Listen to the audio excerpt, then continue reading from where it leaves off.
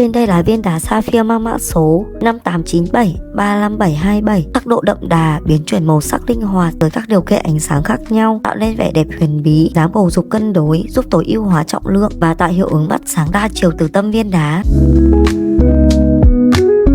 Và trên đây là thông số chi tiết của viên đá.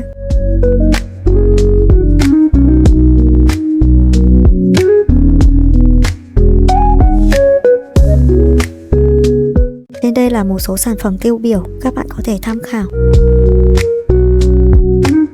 Độ trong suốt cao, nước đá sạch, giúp các tia sáng xanh len lỏi và phản chiếu rực rỡ qua từng mặt cắt. Kỹ thuật mài đa diện tinh xảo, các mặt cắt đối xứng hoàn hảo, giúp viên đá luôn lấp lánh dù ở góc độ nào. Màu xanh pha trộn giữa lam và lục mang lại sự bình an, cân bằng cảm xúc và thúc đẩy sự thăng tiến, thịnh vượng cho chủ nhân.